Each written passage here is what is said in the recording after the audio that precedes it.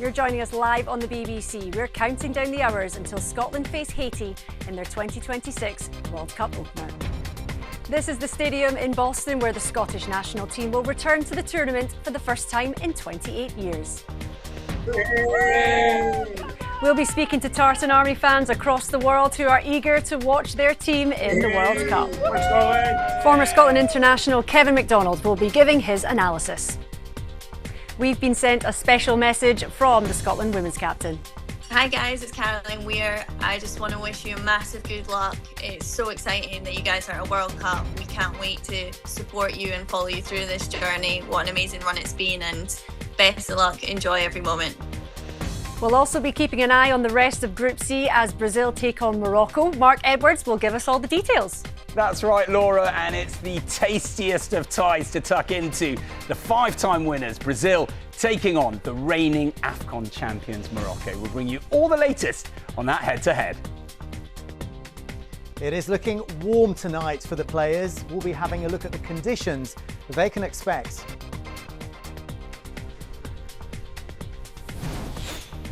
There's 4 hours and 29 minutes until kick-off. The stage is set, the world is watching. It all starts here.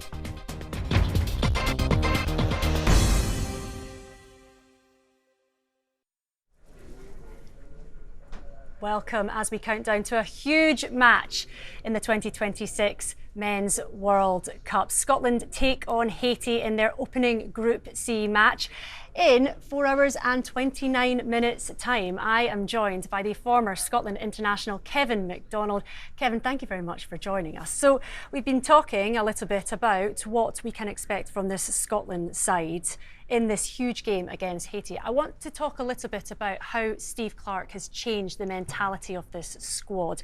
It seems very different to previous squads that we've seen over the past few years. Yeah, I think he's really got the best out of the squad that we've got, and you know there's some really good players within that. You know, I think Steve Clarke's got a way of playing, and I think you know it suits our style as well. You know, of course, as people always want, people want attacking football and stuff, but first and foremost, he's got our team defensively solid, and we've got the players that can attack. You know, kind of a bit of a free will as such. So I think he's really picked up the nation, you know, so well. These last two tournaments has been. You know, it's been pretty much flawless at times, so you know he's done an incredible job. Yeah, you have played with quite a few of the current squad. You friends with John McGinn, friends with various others as well. What kind of team are they? Because when you see them interact with one another, they seem like they're just really good friends. Well, I think you've hit it spot on there. I think that's exactly what they are. Again, that probably comes from Steve Clarke as well. You know, the team bonding side of things. There's a lot of good people in that squad. I don't know a lot of them, but I know a good few. And the people that I know what they are is first and foremost is they're good people before being really good footballers. And that takes you a long way. It does. So we've got a squad full of good people. You've got good coaches that I'm sure on a daily basis, especially when you're in a World Cup, are having a laugh and you know just relaxing themselves. And that makes it easier when you then transform onto the pitch. It makes things so much easier. You've got a real kind of connection between the players, the staff, and of course the fans. So yeah, he's done an unbelievable job. Yeah, and I've heard previous international players talking about how once upon a time when you were part of the Scotland setup, you didn't necessarily want to spend that much time part of the Scotland setup. You were in and you were out, but these players sometimes turn up a day early, stay a day later, just to have that interaction, just to have that downtime with the other team as well. Yeah, I think nowadays that's kind of football on the whole is kind of changing in that way. You know, where previous it used to be a kind of go there, turn up, get your job done, and move on. Whereas now you see it with you know England as well. You know, you can see the kind of camaraderie between the lads, and I think that's so crucial. I said that before. It's one of the things that can stand you in good stead. So you've got a good bunch of people who enjoy being in each other's companies. You add that with being obviously really good footballers. Like it's a good mix. So. You know, times are changing obviously, and the lads are taking full advantage of that because it's you know it's a great place to be when you're enjoying the lads, but when you're enjoying football at the same time, it's a good position. So we are 4 hours 26 minutes away from kick-off. Kick-off at the Boston Stadium in Boston, of course, for Scotland versus Haiti. Let's now join live our sports reporter Lewis Irons, who's at the stadium. And Lewis, it looks absolutely resplendent in the sun. What a stage for Scotland to be performing on. And we've turned the music on just for you, Laura, to really set the scene. Yes, because as you mentioned, we're getting so much closer to kick-off. They're going through their preparations, that all the fans will be able to soak up pre-match, and it is an incredible venue. Expecting it to be close to sold out, if not sold out. So what an atmosphere it's going to be in here, Laura. It is an incredible venue. I know that we are a few hours now until kick-off, but are fans mulling about outside already? Oh yeah, there's plenty here already, because with these stadiums in America, Laura, they're built so much for the fan experience, aren't they? So there's so many venues around the stadium. It is a bit remote, the stadium itself, but around the bowl there is plenty for supporters to do, bars, restaurants, all that stuff, and there are already some there. We were here pretty early, but a good few of them beat us here. And just tell us about those weather conditions, Lewis. I can see that you'd probably prefer to have a pair of sunglasses on right now. Is it as warm as we have been hearing? I actually just put these in my pocket. Yeah, it is absolutely scorching. It is absolutely scorching here. It is like 32, 33 degrees at the moment. Obviously the kick-off is still a matter of hours away, so it'll be at 9 o'clock local time. The temperature will come down a little bit, but let's be honest, a lot of the Scotland players won't be used to the sort of conditions they'll be playing in when it's about 26, 27 degrees later on. But let's hope they can rise to that occasion. And I've just got to ask, before I let you go, from our view that we've got, it looks like some of these seats are really high in the air. They almost look like they're at a very severe angle. What are those top seats like in terms of that stadium in general? Yeah, you need to have a bit of a strong stomach to be up there, Laura. We were actually lucky enough to go up to what's called the Lighthouse Observation Deck, right up the back there. So we got a view from that balcony over the seats. We were slightly higher than the seats. My stomach was going a little bit. But those seats up there, you'll get a great view. You can see out towards Boston from there. Great views all around. And yeah, I'm sure the fans will get a cracking view, albeit from quite a distance, of the action on this pitch, which is also looking immaculate, by the way. The Americans know how to do it, big style, don't they? Thank you very much, Lewis Irons at Boston Stadium there. Let's now cross to a fan zone in Boston. Stephen Godden is there for us, and obviously a lot of fans have gone to Boston, not necessarily with tickets to the game, Stephen, so many of them will be descending upon your fan zone shortly, I'm sure. Yeah, absolutely. Game on here at the moment, and to be honest, it's filling up. And at least every second shirt you can see is a Scotland top. So plenty of Scotland fans coming here. Many of them will end up watching the game. Now, where we're standing, thankfully, because it's such a hot day, we have a little bit of cover. So we're able to offer that to fans. In return, they get to come up here and speak to us. So I'm delighted to say I'm joined by Laura, India and Jill. Laura, first of all, just explain the connection between the three of you for me. This is my niece, this is my cousin, and we're all from Scotland but came from all over. Tell me where you've come from. So I live in Calgary in Canada. India is Hamilton and Gillian lives in Boston. India, how's it been so far? Good. Tell me, what have you enjoyed? Just everything. Jill, what about you? How have things been? It's been brilliant. I live in Boston, so it's been great actually having the Tartan Army over and seeing Scotland tops, Scotland flags, hearing Scottish accents everywhere. It's been brilliant. Now, I've been in the city for a few days, and to be honest, I've seen a few locals walking past the Tartan Army looking frankly quite bemused at what they can see. What do you think that they've made of the invasion that we've seen the last few days? I think they're really enjoying it. Like, we've seen lots of videos of like the police even like having the Scotland tops on and dancing with the fans. So everyone's really liking the Scottish fans being here. Like, lots of locals have been saying like they were the best fans that they've had here. So it's been really good. Look, what's the atmosphere been like? It's been electric. Like, everywhere you go, there's Scotland tops everywhere, and I think everybody is in agreement. Like, even when we went to Germany, everybody was saying how respectful we are. We're loads of fun. No Scotland, no party. Now, we were talking just before we went on, and I said you all are of course too young to remember Scotland at the World Cup. Is that right? Well, I would like to say no, but it's quite right. But actually, yeah, I was young, don't get me wrong, I was young, but I mean, to be here and to see this is just absolutely amazing. It's electric, the atmosphere is just second to none. India, you've definitely never seen Scotland at a World Cup. Tell me, what does it mean to be here as a Scotland fan? Brilliant. I don't know. It shows I'm Amazing. All our family. Jill, how excited are you? I mean, I guess originally from Scotland, but able to show off the city that you now live in. Yeah, it's been great. So my sister came over with my two nieces and my nephew, so it's been great to show them Boston, and they're really enjoying it. Yeah, it's been great. Is this heat normal? Is it roasting? No, if you came here, honestly, a couple of months ago, it was rainy, winter, it was like the worst winter they'd had in years, like the snow was up to your knee. So yeah, it's just got really hot all of a sudden, but much better than the rain, so that's it. I feel like we've kind of talked round it, so let's get to the business at hand. How are you feeling about the game? I'm feeling very optimistic. Obviously we've not been here for 28 years, it's been a long time, but I'm really hoping that the guys, the adrenaline, the support they've got, the passion, I'm feeling pretty optimistic, I'm hopeful. This game feels so important just to set the tone. Super important. I wouldn't say before I was such a big, I was going to say football fan, been in Canada too long, but it's just this means so much to us. If we could just get through a few stages, I'd be grateful. We're so proud of how far they've come, how far Steve Clark's brought them. I'm just praying that we get over the line. Okay. Finally, India, give me a score prediction. Scotland win. Scotland win. Scotland win. Absolutely. 2-1. Guys, thank you very much for talking to me. I really appreciate it. I'll hand back to you. Thank you very much, Stephen Gordon at that fan zone in Boston. Kevin, is it making you jealous speaking to all these people over there? Yeah, someone like that, you can see the excitement, can't you? Yeah. They're making memories for a lifetime now. These families, these people over there, it's amazing it is. So yeah of course, there's a hint of jealousy. Yeah.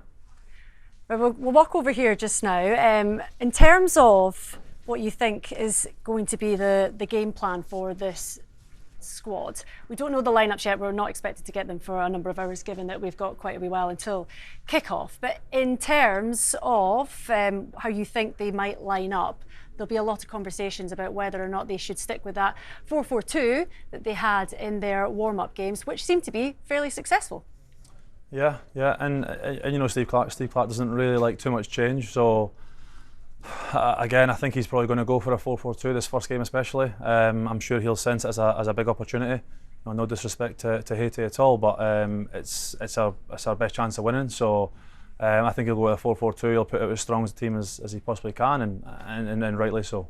Okay. And we can now speak to, because we have over the course of the last wee while been speaking a lot about Scotland and speaking to a lot of Scotland fans, as you can imagine. But I am delighted that we can now speak to Hasty in Haiti, who is joining us. Hello there. Thank you ever so much for giving us your time. You've got your flag, you've got both of your flags ready, which is fantastic. So where are you lying then? Where's your support going for this game, Scotland or Haiti? To be honest, I'm probably the only one in Haiti who has that flag because I ordered it a year ago on Amazon. Well, good stuff. We're delighted that you have given Scotland a little bit of your support as well, Hosty. In terms of how much this means to the Haitian fans, just put it into context for us, what this does mean that they are performing, that they are playing on the world stage. This is actually a great part for us as Haitian, as nation. This is the first time we participate at the World Cup. So actually, a lot of people in Haiti are mobilized just to wait for that special moment, to wait for that first match with Scotland. And to be honest, I'm supporting Haiti and I'm supporting Scotland because I have my friends, my people in Scotland, which is Emma and Robinave, who live in Loshala farmhouse. So actually, like I said, we are very, very proud because this is the first time. It's a pride for us. It's a great event actually. Okay, I just wonder, we know that Haiti's been through a difficult period of time. Without asking you to speak for the entire country, of course, for the people that are there, just how big a moment will this be, being able to be united by football? Football is a game that unites the world, it unites the nation, and here in Haiti, football unites us. I promise you, even the game Even the gangs, actually, the gang that is killing and kidnapping people, actually they can unite even with police. They can unite with us, the population, the civil population, because football means love to us. It's a special time to unite and a special time to show love for each other, even though it's just for the moment. But it's football, it's love, it's everything that can happen good. That's right. It's a brilliant message. Thank you ever so much, Hosty, for joining us on the programme. We really appreciate you giving us your time. So that was a Haitian fan, as you could see there. We have also been joined by a number of Scotland fans here, and they all look absolutely fantastic in their various different Scotland strips. I wonder if you can all give me a wave to the camera. Oh, there we are. Brilliant stuff. I know various different memories of various different World Cups. Some of you don't have any memory of a World Cup at all, which is fantastic, which is great. I'll actually come to you first, Erin. In terms of this side making it to a World Cup for the first time in 28 years, what does it mean to you as a fan? Oh, it's honestly amazing. It's like when I first saw the game and then I realised that they were in the World Cup, I was screaming my head off. I was like, oh my God, Scotland's in the World Cup! It's a really amazing opportunity for Scotland to show them off and show them what they can do and things like that. If they work together as a team, they can just go so far. I feel in my heart, I'm such a big Scotland fan. Oh, well, we love to see it. Sarah, for you are involved in football clubs and coaching and things like that. So having that relationship with the younger generation, what have they been saying about this World Cup and how excited they are for it? Oh, I think exactly as you say, the whole community is buzzing. And I think that is just fantastic that the young women, men, everybody, and we play right across youth and senior teams. But everyone's been talking about it. They've got their sweepstakes, they've got their teams, and they've got the ball at their feet as well, which I think is just amazing. And for Z, who is joined by, we can see, Z's very excited, which is great to see. Z, you're with Amelia, and I don't know the name of who else you're with. Anthony, Yassine. Brilliant. Anthony, well, yay. Thank you all for joining us. I mean, you seem extremely excited. Oh, you were in Boston. You're in Boston? Boston, Edinburgh. Oh, yes. Very good, very good. You had me going there. Very good. You had me going there. What's the atmosphere been like in the household then? Oh, it's been manic. It's so much fun. Oh, it's buzzing. Brilliant stuff. And I just also want to speak to you, Dul Yurkan, as well. You're up in the islands of Scotland. Up there, it must be quite the moment, especially when you have got players that are from the Highlands and Islands as well. Yeah, as I said earlier on, it's a massive inspiration. Even like Ryan Christie from Inverness, you don't get many players from the Highlands. So to see him playing at the highest stage, it's going to be really big for people my age. Yeah, absolutely, because it gives inspiration that at some point that could be possibly you in the future. Yeah, maybe we'll see. I doubt it though. Oh, don't be so negative on us. Ian, for you, you've been to a World Cup before. You went to France '98. Did you ever doubt that you would have seen Scotland at a World Cup again?